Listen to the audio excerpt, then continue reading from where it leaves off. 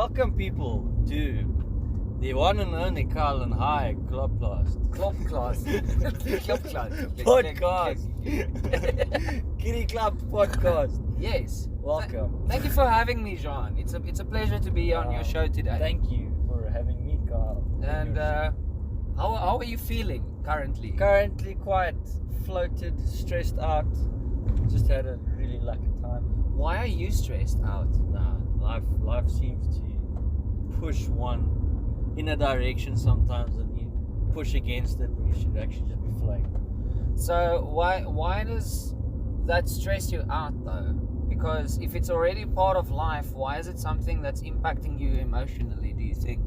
I seem to not.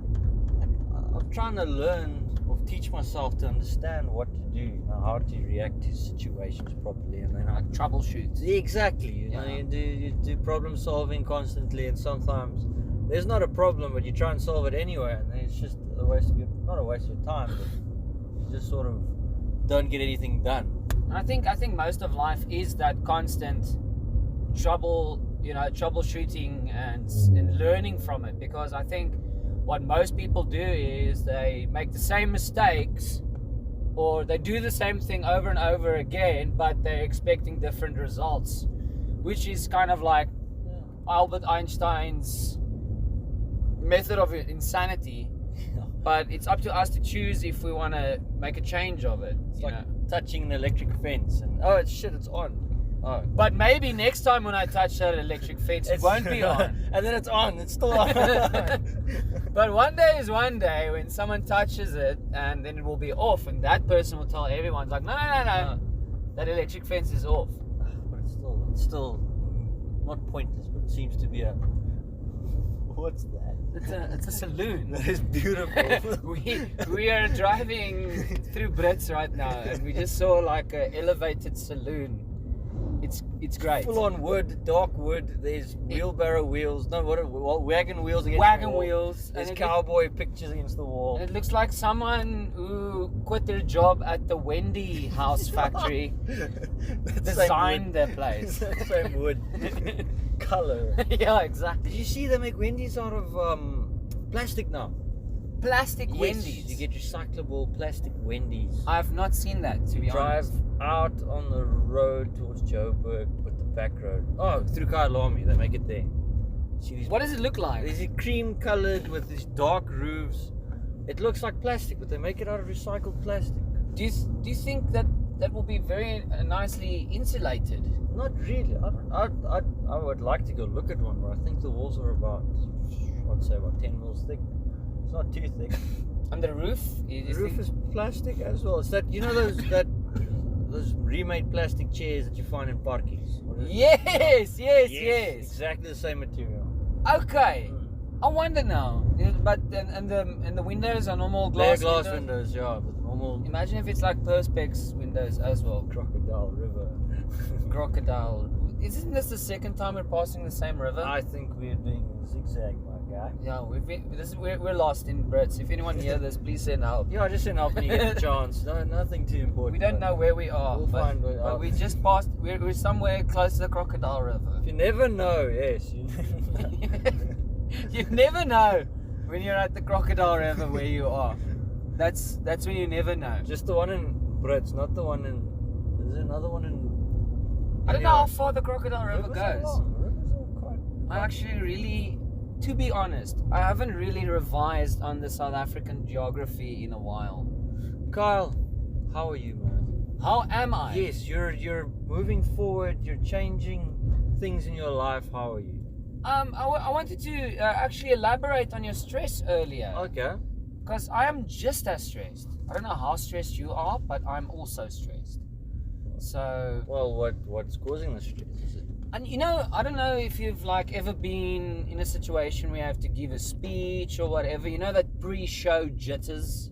Oh. And you only know how stressed you are after you've done it. Yeah, the shakes. Yes. I once saw someone do a speech from a piece of paper, but that paper, I don't know how he read it, but it was vibrating. Yes. That's how badly. Anyway, but yeah, jitters. Okay. Yeah, so I recently decided, when deep inside of your heart you feel I am not happy where I am right now. Okay? So I decided, you know what?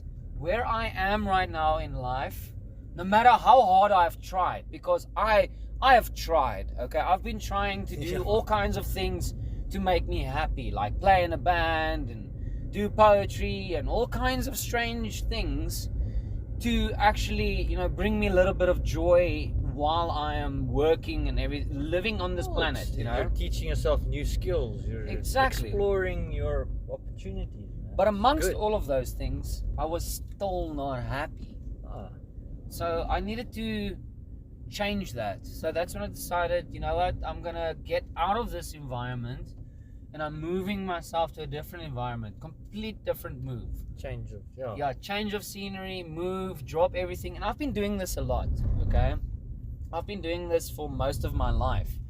So I can't help to feel like, can't you commit to something? Why are you constantly moving, Can't you just be happy with what you have? When will you be happy? And so that's the stress that I'm feeling right now, because I'm uncomfortable and I'm not happy, so I want to change that, but I'm also like in an inner conflict with myself. So that's the only stress I'm feeling right now. Do you think you'll ever be happy? I understand that's probably the goal, but do you personally feel that you'll ever achieve it? So here's one thing that I'm contemplating, and which I am hoping will contribute to my happiness, is I'm going to surround myself with family. Yeah. Be close to family. And when I'm down, actually be able to go to family. And a beautiful environment, because I'm going to Cape Town. So I'm just thinking because I've been living in my own mind for 2 years, and sometimes a third person perspective helps, and it's even better if it's your mom. It's like a soundboard, yeah. Yes. So I think that I want to go settle. I want to go settle in Cape Town now. So that is the goal, and I hope that will happen. So I'm not sure if I will. I'm like a troubleshooting that you just mentioned earlier. I'm trying to figure out what it is that will bring me that joy, and I think personally it is settling. Yeah. This is where I'm gonna settle. Finding the way you can place some roots in it. Yes, because I've never felt like I'm home. Yeah. So I think that's where it all boils down to. It makes sense. Your grandfather just told us. No, the lady that was there, she said, your grandfather's rich because he's got so much family that's willing to come do things for him, and they love him and all that stuff. And they said they were poor because they only have one son. And every now and then he only comes out. So it's all about, as you said, family. Family is a very important thing to have.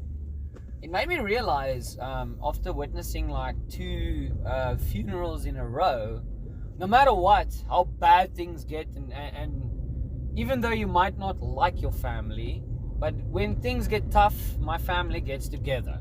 Even we put our differences aside with the ones we do have differences with. So that's when I decided, you know what, I'm going to surround myself with people who I can actually resonate with, like my mom and my sister and my brother, and actually be around people who they support you and help you. And if you need help, you can phone someone. Yeah. It's not I'm on my own. I have to figure it out on my own. But how have you personally have been dealing with, because you live alone? I live alone. It's tough sometimes. I had a little pump with my car a little while ago. Yeah. And it's difficult to have to phone someone and ask, I need help. And then you don't know who to phone because you're on your own. So luckily we've got newer things with technology and such. It's still, you'd like to be able to phone someone and say, oh no, I'm neck deep, man. I really need someone to come help me pull out. Get pulled out. Come help me pull out. Yeah. Mom, I don't know where. Help me. But yeah, it's not. I don't know. It's something I don't know. I really know how to elaborate on it. But your parents are luckily not too far. You can climb in your car and drive to them. 4 hours away. Yeah. So it's not like, oh, Dad, do you want to come bride tonight? It's more like, oh, Dad, can I come over for the weekend? So it's still cool. Yeah, so you can actually still plan. How often did you see your parents? Well, do you see your parents? When I moved to Pretoria, firstly, I used to see them once a month. I used to drive through once a month. Yeah. All that. Now it's about every 3rd or 6th month. But it could be worse. My sister lives in Cape Town and she sees them once a year. So, and that's Christmas. That's the only time she sees them. So, yeah, so you still at least had every now and then that bond with your family that you can go and visit. I have a really cool bond with my dad. I can phone him anytime of the day and we just chat. It's really, I really like that because I know one day I won't be able to phone him and ask him a question about something that I've always wanted to know. Because he's got recipes in his head. He's got tips and tricks to fix things. He's got Pasta Sauce. Sponsored by Pasta Sauce. This podcast is sponsored by Pasta Sauce. The sauce that gets you going. Yeah, the sauce that wants you to... Yes, there's that place. Sauce that makes you ask for more. Ask for more. The one that your parents don't want you. Anyway. John's dad has got great sauce. We got That's sauce. all you need we to got know. sauce. Pasta Sauce. Great sauce. But yeah, no, it's support. A support system is what you need to survive. We, as humans, we enjoy being social. We communicate. That's basically what WhatsApp is. It just bridged that whole gap of sending a letter. You just talk to everyone. Dude, imagine living in a world where you had to post something to someone and hope that letter receives that person. You've got no indication if that person received it, and just hope you'll get a letter back. Eventually, maybe, yeah. I mean, that was like the fastest at a time, you know, the way of communicating.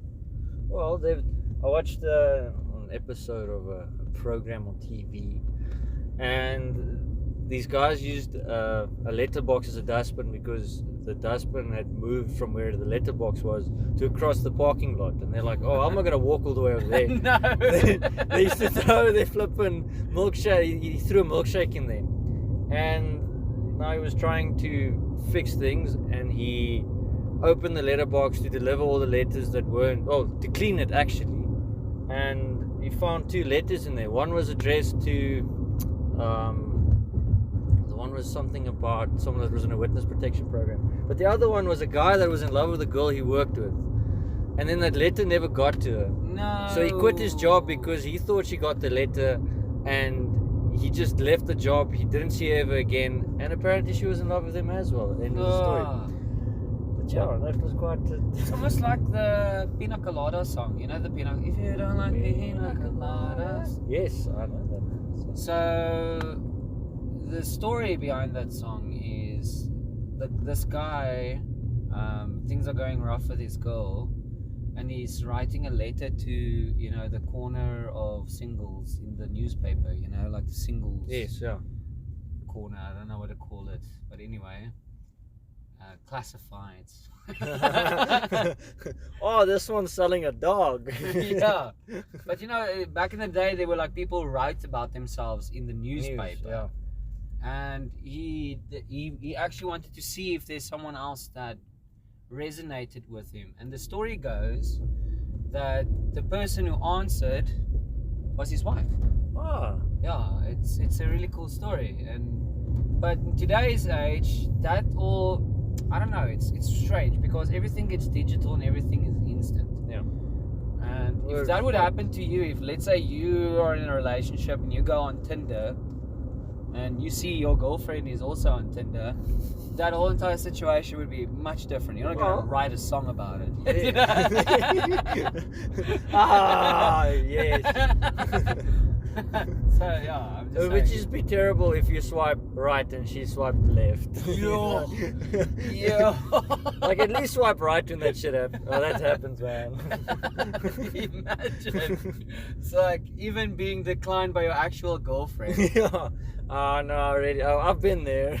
Woo! But You've been there. No. I'm trying to say like she's gotten the T-shirt. She doesn't want to go back. Yeah, I'm not even gonna tell this guy I'm over him. I'm just gonna climb back on Tinder again. Yes. But you have a girlfriend now. Yes, a really cool one. And how has your life changed since you guys started dating? How's that happened? How has that impacted you? I do feel slightly more settled. Okay. When I was single, I wanted to just pack up everything and move my business down somewhere to Cape Town, or I was planning on just selling everything and then going Basically pull a to Kyle, Japan. just leave Yeah, everything you and know, go. but because you're not tied down too much. You know, it's not like your job is going to. With a job, basically you're making someone else rich. So why don't you just enjoy life while it happens, and you make yourself rich? But now you're kind of like in a space where I want to be as well. You're kind of like cementing yourself around someone. Yeah, you want to grow roots there because you know that person will also want to grow their roots there. Or if you guys want to move together somewhere else, you both have that. Okay, I want to go there with you. You know. So now you're cultivating a brand new support system. Exactly. You want to start a new support. Yeah, basically you're cultivating a new support system. Yeah. But yeah. And how has that impacted you since you started dating mentally with regards to, you know, your personal mental health with regard? Huh? I forgot how stressful a relationship can be sometimes. It is, because now you need to plan your life around it. Yeah, That's what I was getting to. So you used to do things by yourself and try to work things out. Exactly. So I think there's a little bit of a catch-22 where it can work out in certain ways it's better, and other ways can be a tiny little bit frustrating, because now you have to run having someone with you can be good because you know you don't do things alone anymore, and also in another place is having someone around you is also good because you don't do things alone anymore. So how was that a big what's the word I'm looking for, aanpassing? It was not a big English word for aanpassing? Adjustment of what it was. You're trying to fit into a no, it wasn't a big change. It wasn't really like I ripped off everything and changed everything just to try and fit in where I was now. It was more just we're trying to slot into each other's lives now. You know, you're trying to find out what effortlessly. You're trying to fit what puzzle piece are you in this person's life. Do you actually fit here or not? Yeah. And it's not going to bad, you know. Obviously you're gonna get a few. Do you guys also have instances where, because I know personal space is also really important. Yes. Yeah. Do you guys have anything in place to, you know, enforce that personal space every now and then? Honesty. Yeah. Listen, I'm tired. I had a long week. I'd really like to go sit in front of my computer, or I'd really like to just go home, wind down, do my own thing, you know. Yeah. Obviously you'd want to do it with that person, but sometimes they'd also, you know, you need to change you're used to being on your own, so you'd like to get that comfort of just being on your own for a little bit again. It doesn't completely mean you don't want to see that person anymore. No, but just being honest, to be able to be honest and know that that person can take in the information, communicate with them. Yeah, sure. And you know that information will be well received. I think that is because a lot of people say communication is key, but if you communicate is one thing, but how the information is received, I think is a complete different thing. Exactly. On its own. What is reciprocated back to them as well. If it's something bothers you about what I feel, I would like to come to a conclusion or tell me about it. What is a middle point? I'd like to get to a flippin'. Tell me what bothers you. Then we can talk about it, so we can both be, you know, understand what's going on in the other person's day or life or how they're feeling. And being a business owner, you're the owner and proprietor of Top Bean Coffee Company. Hey, yes, that's me. So tell me a little bit more the journey of being a business owner, an entrepreneur. How has that impacted you as an individual? It's very lonely. I will be honest. It's very lonely. Sometimes you don't know where to look and you don't have anyone to turn to. You just sort of you ask for advice and you take the advice that you like, and you don't. In some of the other advice you say, okay, well, I appreciate your advice, but I don't think that's going to work. So it's journey that I would say it's tough, but it's fun. It's very rewarding. How did you get into the industry we're in right now? Well. well. I can't keep a job. Okay. I've been fired from all my jobs, or I've had to leave because I do not see eye to eye with my boss. That's how you call it. Oh, my boss. Well, my one of my bosses. They were. What happened? Hulle is oorlede. Ja, They died. They died the other day. That was quite. I didn't know how I felt about that though. It was quite a strange thing. But anyway. Passed away. That's Yes, the nice way. that's the passed away. Yeah. Anyway, you asked me how I'm going beside. What did you ask me again? How did you get into the industry you're in right now? So I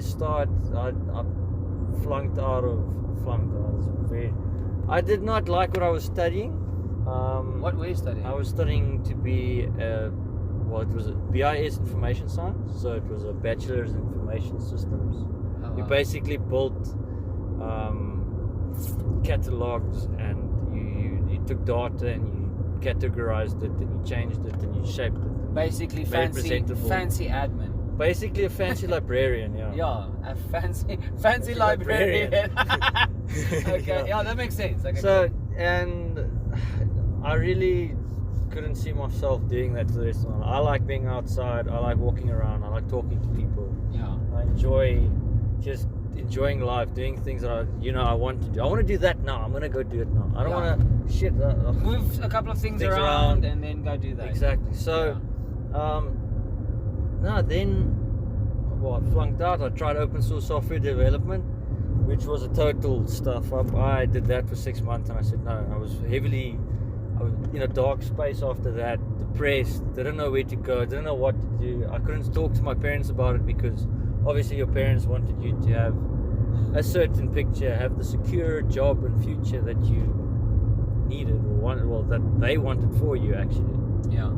And so then from there I was guest house manager, and What? yeah, I guest didn't house, even know that. put up 6 JoJo tanks because actually more estate manager, handyman / guest house manager / I was just basically someone that they could tell. You're like a guest house handyman. Yeah. And these people had about 4 or 5 different properties. And Was this in Zanin? it was in Pretoria. Oh wow. Yeah, I knew if I were to go back to Zanin, I would not have left. I would have stayed there. I would have probably been married now. I would have probably had a really, really interesting job. No, I would have not had an interesting job. Would you have had at least a child? No. Is Zanin the child? Zanin is a childbearing thing. Yeah. Yeah. Probably have had a kid now. I don't know. It would have been a very different journey and something I Why wouldn't have been didn't happy you want with. to go back to Zanin? I knew it wasn't going to be. I was actually more embarrassed to look at talk to my parents, just. I I'm failed. back. I failed, Yeah. and you go to your parents after that. You're like, hey, it's your son that It's your boy. can't do anything really, Yeah. I actually wanted to be a mechanic, and obviously it's not the dream because you're gonna make your boss or you're gonna be working your everything off to make someone else money. You're just gonna basically get a salary, and you're gonna be dirty at the end of the day, and. Yeah. So anyway, from there I was a guest house manager. Then I moved. Then I became a waiter at the same time. So I was waitering and being the guest house manager and doing the handyman. We put up 6 JoJo tanks, and they wanted to move off of Pretoria's water onto all their borehole water to save money or something like that. Yeah. And I didn't see eye to eye with them, and then I just full-time waiter, and that was really cool. You enjoyed that? I enjoyed it because I got to talk to people. I really enjoyed it. I enjoyed the part of being social with It people. was much better than the between inverted Yes. commas manager because glorified manager. glorified man. I was just a handyman that they were telling me how to manage it. And Gave you a glamour title. That doesn't work out, yeah. Okay. So then I left there because it wasn't for me, and I went over to being a waiter for a while. And while I was a waiter, I did a barista course, and I started selling coffee on the side because it's Was the barista course kind of like the little? it was that little catalyst kick, to- yeah. It was like, shucks, this is really cool. I can't see myself standing behind a machine all day serving people coffee. Yeah. But I do enjoy Serving the people art. coffee. Yeah, serving people coffee. The art of giving people coffee, or making coffee with someone, having a conversation with them while you make the coffee. You know, that whole scenario of it's like story time when you have coffee. And have you had any interaction with coffee before then? No, I never used to drink coffee. Oh, wow. I only started drinking coffee when I started that handyman thing. Okay. Because it was getting up at 3 o'clock in the morning and going to So bed what type at of night. stuff do they learn you on a learn you? They They learn teach you all of that stuff there, eh? What? What type of stuff do they teach you on a barista course? Well, from start to finish, how does one put that? How the beans were grown, how they grade the beans, how how beans are roasted, how to extract the perfect cup of coffee from a normal, what do you call this, espresso machines, froth milk, latte art. Basically, from growth to cup. Growth to cup. Yeah, Not bean to cup. yeah. From growth to cup. Yeah. bean to cup. Yeah. Anyway, and that was really cool. But apparently, so I go back to work that following week after my course, and my boss says to me, the manager says to me, "Listen, we see you don't really want to be here." I'm like, you kind of picked up on that. what are you doing? I'm like, no, well, I just had a barista course. I told you about it, but it's okay. No, just trying to reach out. No. So here's your choice. You can either leave or you can take one shift a week. It's like, no. I'd rather leave. I had 5 shifts a week, and it was half days, and the rest of the time it was awesome. You know, you could do what you wanted in the afternoon. So you decided to just go. So I just told them, listen, that's not going to work. I'm going to have to go, you know? Yeah. And then I floated a little bit for there. I went down to Cape Town, worked on a wine farm with my cousin. Gerard, yeah. I went, my uncle was building scooters at that time. We bought the spray booth to spray scooters with. We fixed scooters for a while. And then they started fixing Citroen 2CVs. And that's that. Then my uncle didn't want to do that anymore, and then I took over. Yeah, you had your own little workshop. Yeah, we had Citroen 2CVs. There was a guy that imported a whole bunch of them, and we built them up, made them right-hand drive. We fixed them, repainted them, redid everything. Took the bodies. So the idea of coffee was still like brewing in the back of your head while you were doing that. And while I was doing that, I was still researching and finding things, figuring out how one would chase the coffee thing. And then I got a roaster and put it in the back of the workshop. So I was roasting coffee and fixing cars at the same time. Okay. Yeah, it was. That way you're teaching yourself how to roast at the same time while still earning an income. Income, exactly. You had to obviously have a bit of a foundation before you could take off. So you didn't go, right, today I'm just doing coffee. No. It would be work in the morning on the cars, get everything done, order parts, and then roast coffee in the afternoon, deliver it the next morning on my way to work or on the way home from work. And yeah, that went really well until, I don't know, you don't really earn much as a mechanic. Which especially I don't think there's a lot of 2CV owners out there. It's old women that just want to go get the newspaper on Sundays, you know. Yeah. Oh, my little 2CV. It had a 600cc 2-cylinder boxer engine. And the car you could pick up. It's not really like a booming industry. It's not. Everyone wants like a Jaguar or an old flippin' Merc, or you know, it's or Fords. Well, Fords are things that are crazy now. No, people, you know how much you can get for a Ford Escort now? Yeah, it's ridiculous. And it's crazy how these old vintage cars become like a fad. Yes, yeah. You know, you don't know when you might be sitting on a car for a while and it's worthless, and then and it happened to me. Just when you sell it, everybody buys them, and all of a sudden they're all expensive. So I don't really want to go into the vintage car market ever again. Unless I buy something to keep for the rest of my life. You know? No, but currently... But I'm trying to imagine what the vintage car market's going to be in 30 years' time. Are people going to be like, oh, look at that City Golf. Wow. Oh, Yeah. look at that! Wow. You know, Look at that Ford Kia. Figo. Yeah, look at that Kia Cerato. Yeah. Wow, it still has wheels. Wow, it doesn't float. That thing's got a petrol engine in it. You know Wow, that? yeah, Yes. You have to pour stuff into it. I think the next generation will be full on electric. Exactly. Well, England has said in the next 8 years they're going to take all the petrol cars out of production in England and just put electric EVs in. That's awesome. Just clever. Oh, really, really. And that just means car companies are just going to stop producing petrol cars. But However, there's more and more petrol companies that's going electric. yes, but however, Toyota, I think it's Toyota, bought a very small high compression engine the other day. So if the South African market will not be able to, Eskom and all that stuff, We won't be able to benefit from we it. won't be able to benefit. So I think all the third world countries will definitely move over to hybrids. Yeah. You know, small engines that sip petrol and it's just electric the rest of the car. Yeah. If you run out of petrol, you just drive 100 k's or 80 k's on your batteries. Yeah. And that's where we're going to sit in the future, I feel. But anyway, We're still not at where you were, how you got into coffee. How I got into coffee. Yeah. So we on your journey, we were at your fixing 2 CVs, and you started roasting. Okay, let's see. So my rewind a little bit.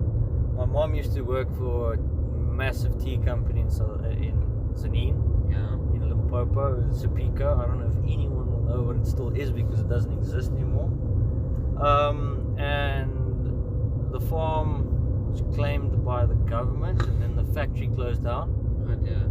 And then they were selling all the machines at scrap prices. You know, they were just trying to get rid of everything. Was the government just like, you know what? No. It was a land claims. You know, it was someone said that their grandfather was buried on the farm, and So now this it's whole their entire farm. company's. It was a massive farm. It was,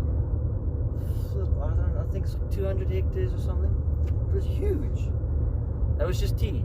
And then they used to import coffee from overseas, and they used to grow coffee on the farms, and then they used to roast it and sell it at the factory. So the tea company closed down because of the land claim. Yeah, because of the land claim, because you know, it became a state-owned entity. Yeah. You know, everyone we know what happens, but So your mom had a little bit of insider info with regards to coffee and things like that. She really did. She's very, very. She's like my uncle, a very mechanically minded woman. You know, Okay. knows how to fix things. Very strong. No, I must say, my mom wore the pants in our house, and I think that didn't bother my dad. He cooked, and it's basically there weren't any gender roles, and it was quite Just a really fun ecosystem fun to be. ecosystem to be in. You know, you learn things from both parties. Yeah. But it was, yeah. Then we got the roaster. Bought it for dirt cheap, and I just said I'm gonna start roasting coffee now. It's really what we can do now. Yeah, And you know, working on your own terms, right? Being your own boss, being able to work anytime that when you can or want to. What advantages and disadvantages does that have for you?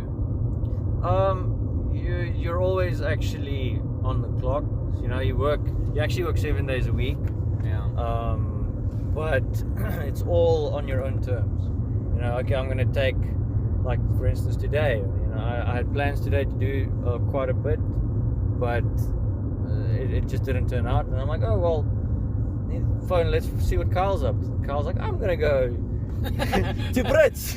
Yay! Let's go. And then I just said, well, yeah, why not? Let me just go, join, get out of the house, go, you know, to help stimulate your brain, you just change your environment, you change your situations, you go learn things, you meet people. Yeah.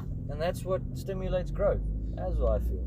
But the thing is, I think where I'm going at with this is no one is there to motivate you. No one's there to tell you what to do. Yeah. So the thing with a business is if you let it go, nothing's going to happen with it. Yeah. So you need to constantly push yourself as well, because if you don't constantly push yourself, nothing is going to happen. It's what you put in is what you get out. Sometimes it works, sometimes it doesn't, and you just have to keep on trying. As you said, you're just trying. So That's all you have to do when you own a business. It's not very easy, but it's not difficult. It's just What pushes you? motivation. My life. Yeah, what's your main motivation in life? Just freedom, man. I'm Freedom. I like making my own choices and doing. If I want to wake up today and go fly a kite 10 o'clock in the morning, I want to do that. If I want to get in my car, drive down to Cape Town, go see my sister, I want to be able to do that. Okay. But life's too short to not want to do that, you know. Everyone that I grew up with has a job now, and they, not that they seem miserable, but they seem like they've just settled for what they have. They go to work, they come back. They go to work, they come back. They have their little weekend, and nothing really changes in their life. They seem bored. But that's just, yeah. That's why I am asking you these questions, because that is why I decided I want to do this big change in my life, because I don't want to be okay with where I am right now. You know, I don't want to be okay with working in a job which I don't like, and that's where that conflict in my mind comes from, because you can't help to feel like, oh, can't you be happy with where you are? And then the other side of your mind, you know, and I think this is the side of your mind that most people repress, and it's the one that has big risks, right? And that is, listen, yes, what you're doing is correct, because you don't want to be here for the rest of your life. And that freedom you're talking about is actually so valuable. Yeah. Because we come from an age where our parents used to tell us, no, you've got a really good job, just keep your job, just push through, and everything like that. And there's nothing wrong with it for some people, but for me, mental health is really important. For me, mental health is the most important thing that you can invest in ever. And that freedom goes hand in hand to having that mental health. Yes. Because I don't think people realize that money is not the joy that you want in life. It's basically, it helps you get to that freedom. That's all it does. You shouldn't make money the goal. You should use it as a tool. It shouldn't be a goal. Oh, I want all the money in the world. I mean, I want to use money to get to where I want to be. But also, your freedom doesn't need to actually have to be you being your own boss necessarily. You can be in a job that you actually like doing. There we go. That is as well. Yeah. So why settle for the shitty job that you have right now that gives you really good pay? Because we're all live in a society where people measure each other by other people's rulers. Oh, you didn't have a big car. I saw on Facebook you did this. Blah blah blah blah blah.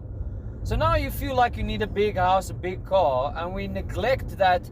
You know what? If I want to go work as a barista in Cape Town, and I live in a small cottage and I'm able to eat and sleep somewhere, that is that freedom you are talking about. You work the first half of the day, and then the rest of the day is yours. It's your little oyster. You can go surfing that afternoon. You can go sit on the beach and eat an ice cream. You can work on a little project that you have on the side. You know, it's basically what you want to do. And that's also owning a business. You work the first half of the day as hard as you can, and then that afternoon is also, you can do anything. And that's why what that lady said was so beautiful, actually, because having an environment where you're actually happy and being surrounded by people who support you, that is actual wealth. That is wealth. Yeah. That is actual wealth. It doesn't interest me what you do for a living if someone comes to me and I think I'm a little bit of an asshole when it comes to this, but if someone asks me what I do for a living, I would like to change that question to what it is that I value in life. Because what is a job title gonna tell you about me? If you ask me that question, that means, how high up am I in your hierarchy? Am I better off than you are financially or less off? That is what that question means to me. But someone can mean it sincerely as well. So you need to have a little bit of a meter with regards to that. Oh, no, man. But have you found that freedom that you're looking for? I'm currently enjoying it as much as I can, yes. I'm still growing my business. I'm still building what I can and improving it where I can, finding ways to be more efficient. But I'm also looking at new horizons. I might want to move to Japan in 2 years' time. Oh wow! Yeah, so I'm wondering, should I build this business up, get afloat, start something new there, go work for Toyota or help something, do something in Japan. I've always wanted to. I had a weird dream at a stage. I wanted to be I wanted to move to Vietnam. Yeah. And they have that boat racing thing that they do. They take a car engine and then they just put a long shaft on it with a propeller at the end. Nice. And that is what I wanted. I wanted to fix scooters during the day and race boats at night. Wow. And that's something I wanted to do once. Do they race at night with those boats? They race. It's apparently illegal boat racing. Illegal night boat racing. Yeah. Dude, that is totally something I can see you doing. I would love to do that. Yes. And they take like Nissan Skyline engines and then they put them on there. Or truck engines. I saw a diesel one. You just hear this turbo spool up and see this massive black cloud of smoke and it's like...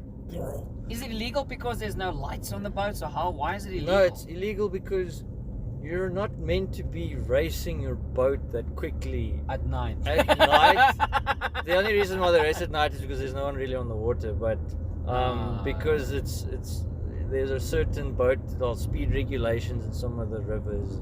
It's like racing. When you race anything, you would like it to be organized. Street regulations. So Okay. Yeah. So this is basically street regulations, but on water. Yeah, dude. I really want you to do that. I want to do that. I'm sure I'm going to do that one day because it's still on that little bucket list. Yeah.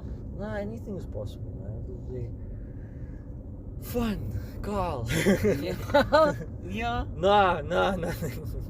What's going on? No, life is actually such a cool thing, man. Life is such a cool thing, and that is such a great thing for me to witness. Is we literally only got a certain amount of years in what we know as life. And this is going to sound like a giant cliche, but why not make the most of it? Exactly. There's one thing that is certain for every single person in this world, is death. And it's between when you open your eyes for the first time and you close them the second time. What matters is actually what should matter to you. It shouldn't what matters to everyone else. What you do with that time. Yeah. So if my grandfather worked for the transport, what do you call it, the railway? The rail. He was a manager at one of the, not a man, I don't know what he was. My mom can't even tell me because apparently in the olden days, your dad just worked for the spoorweer or train people. And then what did he do there? And then she's like, nope, I have no idea. Same thing with my dad. I asked him, what did your parents do? Like, my dad was a teacher. Like, oh, cool. What did he teach? I think it was English, or I think it was maths. I can't remember. I'm like, well. So, but my grandfather. He had an opportunity so he worked in Bloemfontein first, and then they moved up to Pretoria for a new position, and he became very happy in Pretoria with his current position, where he worked, all his friends here, how his children, how his life grew, and he got a bigger opportunity to get a raise and more money, make more money, but he had to move back to Bloemfontein. Oh dear. And he just said no. He's happy where he is. He wants to live here. He likes getting up here. He likes living here with his friends. His children are happier than a lack of school. And that's where he stopped, and he enjoyed the rest of his life until he passed away. It was something that I really admired when I heard that story. Because he knew what he wanted. He knew what he wanted, and it's all exactly what you want in life that you're gonna get out of it. Because what you want out of life, and what I want out of life, due to past experience, is two different things. Exactly. And I think the beauty to what is the meaning to life is just to figure out what it is what you want out of this tiny little window of existence. No, if you want to be miserable, be miserable. Be the most I would love to be miserable. The most miserable sob you want to be. Just don't be bad at it. Yeah. Whatever you do, don't be bad at it. Just be better. Enjoy being a miserable sob. My friend Tian, he says his motto of life is just be better. Be better. Yeah. So whatever it is that you do, just be better at it. It's, Doesn't matter what it is that you're doing. You know, like I say, even if you enjoy being miserable, just be better. If you're happy with being comfortable, just be the best, most comfortable person. Yeah, just be the best comfortable. Be like a person who sleeps in a duck feather duvet within a onesie, being the most comfortable person in life. You're that seed inside of an avo. Yes, you're the most comfortable avo seed You have person. yet to discover that someone's gonna cut you up and stab you with a knife and throw you away. This is like a intense turn of It events. gets worse. Don't worry, Carl. It gets worse. And then you get mashed up and being put on nachos. Yeah, you know they take avo seeds now and make straws out of them. Straws. Yeah, that's the new eco straws that you get at Mug and Bean. Wow. They're those little, when you push them, they crack. It's basically 80% avo pit, and then I've always wondered what else can you make use of an avo seed pip thing of. And then it's something like 12% resin and something else, a little bit of plastic to just bind it all as well. Do you think if you plant a mung and bean straw, you will grow an avo tree? No, it will decompose in 40 days. Oh. I was gonna buy a bunch of straws to see if I can plant an avo tree. Why is there a nursery of straws in your house? It's the future, man. It's the future. So what would you say is currently your favorite hobby? We're talking about hobbies earlier, because you do coffee now. Do you have any hobbies? I have a few. I don't know. I do enjoy playing golf. I do enjoy playing squash. I fix coffee machines as well, and that's very enjoyable. I do enjoy. This podcast was proudly brought to you by Top Bean Coffee Company. Sorry, I'm not trying to sell anything. Sorry. No, I'm plugging it in. Fuck. So okay, so I should just swear over the parts that you don't want that you. Then I have to edit them out. But no, flipping. And you ride bicycle. I love cycling too. Do your family like everybody in your family rides bicycle? Yeah, my mom's now a bicycle bedinge. She has we cycled the Cedarburgs the other day. It was 200 and something k's over 4 days. 200. Mainly dirt roads. And you were like, oh Carl, you can't cycle through Pretoria, and I was like only doing like 20 kg. Sure, but I hate cycling on a road, and I hate road cyclists because they. Okay, hate is such a strong word. I dislike. Ouch! You know I'm a friend, right? You're a friend, but you don't have a road bike. You used to have a road bike. I used to have a road bike. I have a mountain bike that I ride on the Very nice, road. Scott. You. Scott, nothing to do with you. Scott. Scotty doesn't know, man. Come on. He doesn't at all. But yeah, no hobbies. Otherwise, I learned how to make. Well, I still fix cars for people. Is that a hobby? That's a hobby. You see it as a hobby and not like a side hustle. No, I really enjoy it when some old woman phones me and says to me, listen, my DS won't start. What are you going to charge me? I'm like, the one day, literally, I said to him, listen, petrol money and a 6-pack of beer. He's like, no, I can't do that. I'm like, okay, fine. Let me come to your house and see what the problem is and we'll talk about it. Yeah. But yeah, it was something I was willing to do because I just enjoy it so much. Okay. Yeah. I saw that as a side hustle. I didn't know you really enjoyed it as a hobby. It's a side hustle that you still make money with. You know, it's a hobby that you can make money with. I don't really. That's your ultimate hobby. Like having money hobbies. Money hobbies. Money hobbies. I spoke to a man this morning that it broke my heart to hear what he had to say. Let's talk about that guy. Other John. He was the other John. If you listen to this podcast, Other John, good luck, man. Other John, we wish you everything of the best. I was in the coffee shop. I was busy packing coffee for a client, and he walks up. He's like, "Are you roasting coffee today?" I'm like, "Hey, hello, how are you?" I had no idea who he was, what he was doing there. He's like, "Oh," I'm like, "Yo, he's retired. He used to be he's a certified slachter. What do you call it? Butcher. Butcher. He's a certified butcher. He worked all over the country, and then he moved up to Namibia for 4 years, and then that company closed down, and then came back to South Africa at the age of 60, and he had no hobbies. 60. He retired at the age of 60, and he said to me, he doesn't know what he's going to do with the rest of his life. he currently does little odd jobs with people every now and then, but he doesn't know where to go. He doesn't know what to do. He doesn't understand. But then he saw the coffee as a thing that you could do as you retired, because you can roast coffee, enjoy the coffee, talk to eyes people. light up. His Like, eyes oh wow, there's lit someone up. with He a says, hobby. "Are you roasting today?" I said, "No, I'm roasting tomorrow." "Okay, I'm coming back tomorrow. I'll see you tomorrow." And he Wow, was just shame. so excited to have a slight change in his He also felt like he probably missed out on having yeah. hobbies. because the first thing he said to me, you can only fish for so long. You can only go to the Kruger Park for so long. Yeah. It was nothing. He But didn't have a sustainable hobby. exactly, everything felt Forced? Yeah, forced. And I think when you go on pension, you'd still love. Well, when you go on your pension or when you retire, you'd like to have something that makes you a little bit of money, And keeps you can happy, enjoy it. and you can enjoy it, Yeah. and it's not as stressful, and it's not labor intensive, and it's not Yeah. every day a grind. It's just basically a side hustle that you Unless can- you're making coffee, then you're literally grinding. grind.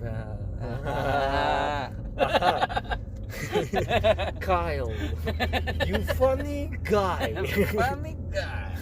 Just be better, man. I'll What the just be hell? better. Just be better.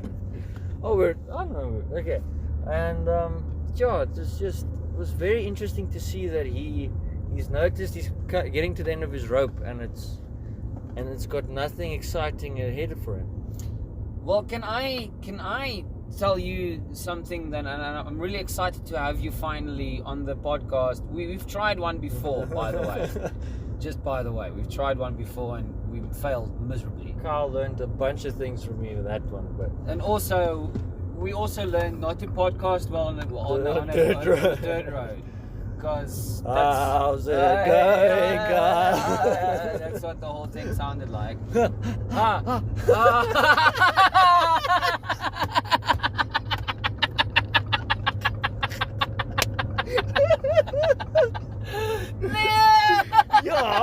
Yeah. Yes! Sorry. I'll edit this out.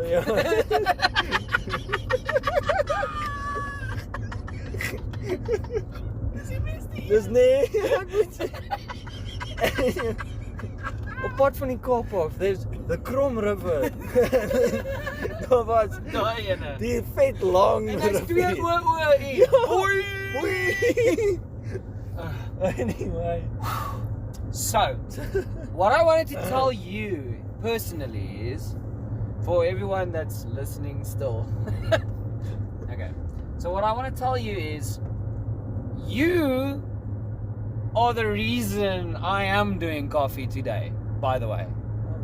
So, if it weren't for you, I wouldn't have had a coffee label either. Wait, I hope we're not concluding just yet. No, I'm just...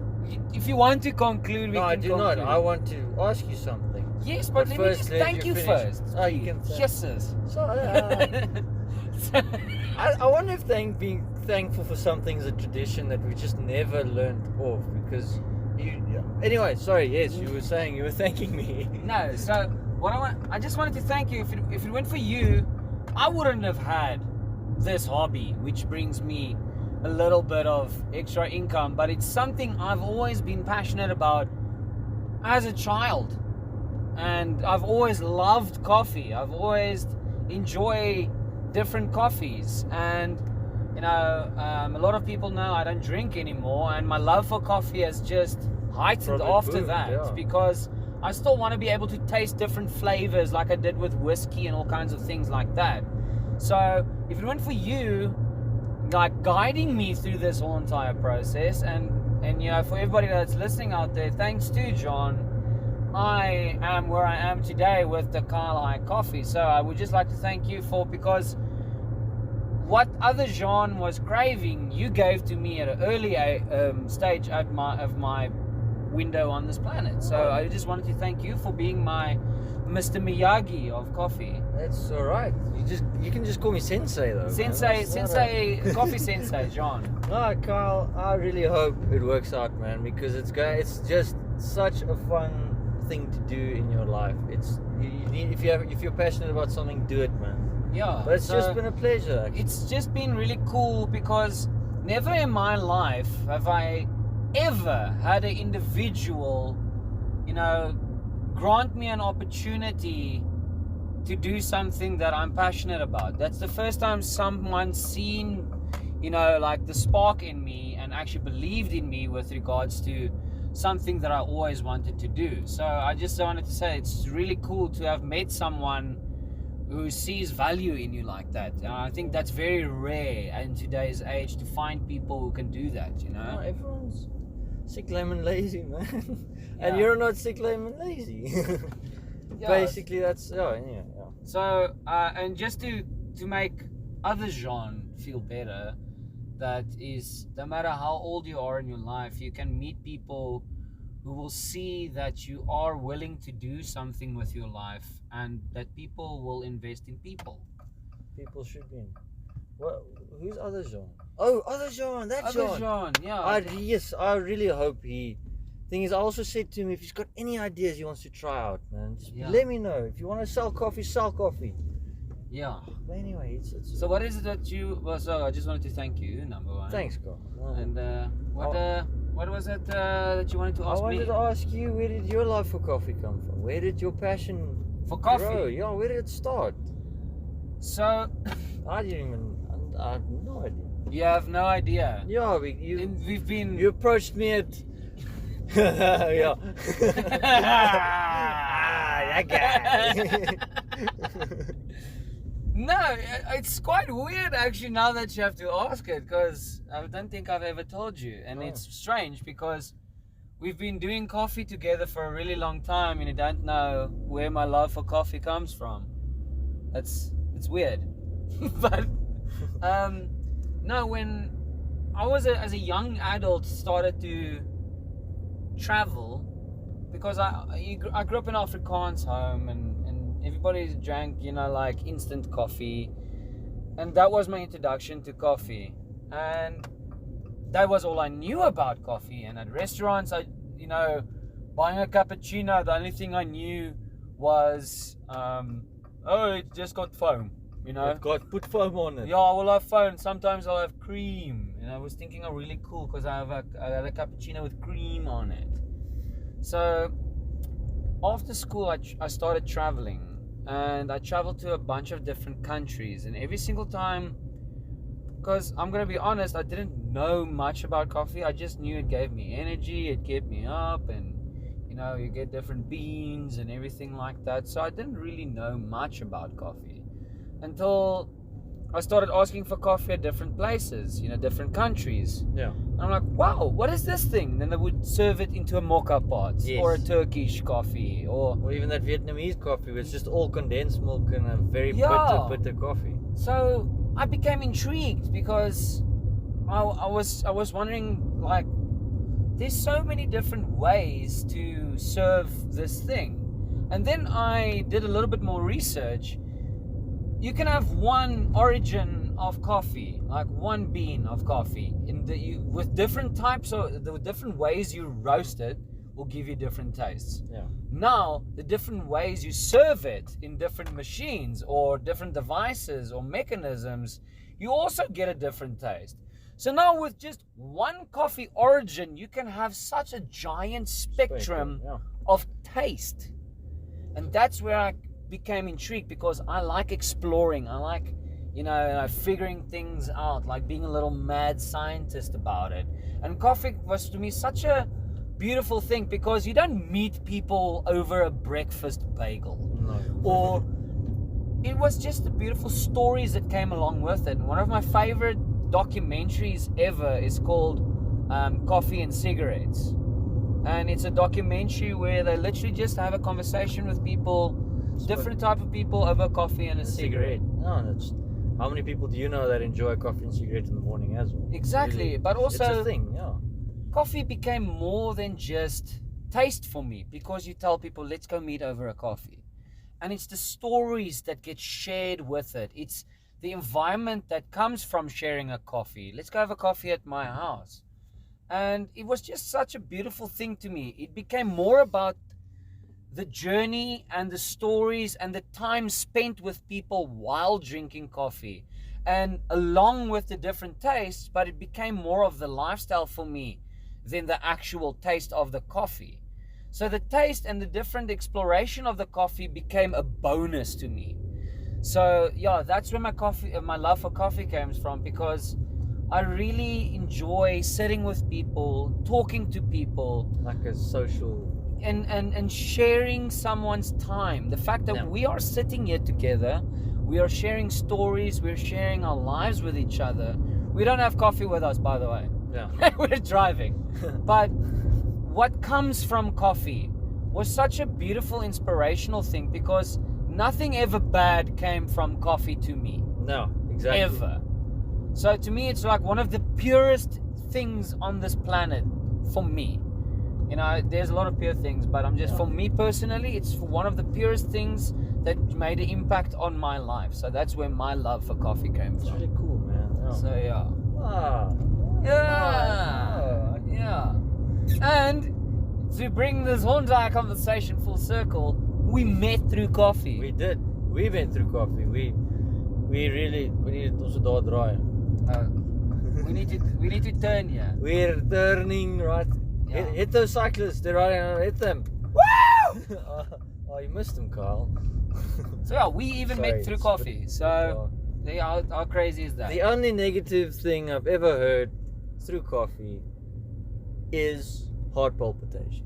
Yes, people that can die from coffee, but then you just drink. They still enjoy a cup of coffee and decaf. that's decaffeinated. That's all. Yeah. Some people's body, everyone's built different. And I just think it's really awesome that you're wearing a Carlisle shirt today. Yeah, I knew. I said, I'm going to see Carl today. I'm going to wear this shirt. Oh, John. Advertise. I work for the Carl High Club today. Sensei. So yeah, if there's anything you would like to share with the world and give advice, now is your time to do so, please. If there's any advice you want to give to the listeners out there. Any advice? Any advice. Anything you would like to say. It doesn't even need to be advice. If you have to give a little bit of a word with some strangers out there, what would you say? I've always believed in, if you dream, you should do. Otherwise, your dreams get too big and then you never do. Wait, hold on. You say if you dream, you should do. Yeah. Yeah. If you don't dream. No, if you don't do. Your dreams get too big. Yeah. Then you stop, eventually you'll stop dreaming because it gets too out of reach. Okay, but so if I may throw a spanner in the works. I like spanners. Okay, if I may throw a spanner in the works, okay? Hold on, we're gonna die like this. We're gonna die in the heat. But don't other people normally also say dream big? Yeah, but those people haven't dreamt too big yet. Because they dream and they do. They dream and they do. The moment they dream and don't do, it becomes out of your own personal control. Because you kind of start seeing it as, because then you're going to start dreaming about walking to the moon, or because but you're you not only have like a bicycle. Exactly. You're not going to dream about one day next week I'm going to just pack my car and drive down to Durban one morning and drink coffee on the beach. Yeah. I'm gonna that will be too big for you then. Exactly, because you would have gotten comfortable with what you've done. Oh, I understand where you're going at with this. The only reason why things are hard is because either you're leaving your comfort zone or you're staying in it. So choose your heart. Wow. No, that's. But it's true, man. Yeah. It's basically. Yeah, if you stay too long in your comfort zone, things will get hard. That is, wow, dude, that's like a mallet into my forehead. I'll get the mallet, don't worry. Let me go find one. Sean, thank you very much for being on my podcast today. Thank you for having me, man. And I would like to wish you all of the success with your life as well. And the door is always open to the Carlisle Club. Thank you very much. Thank you. Do we shake hands? COVID. Yeah, let's fist bump. Fist bump. This is the first podcast I've had in person in a while. So it's all been through Zoom. Very special here. So we had do we have a fist bump sound effect? Do we make explosion noises? We can go ahead. Yeah. Alright. Here's your fist bump. Thanks, Kyle. Cheers, dudes. Bye. Bye. Klag het nou nie gerekord nie. Jy nou net gevra of gerekord het. Nee, waar is hy? Opskedule. Opskiet.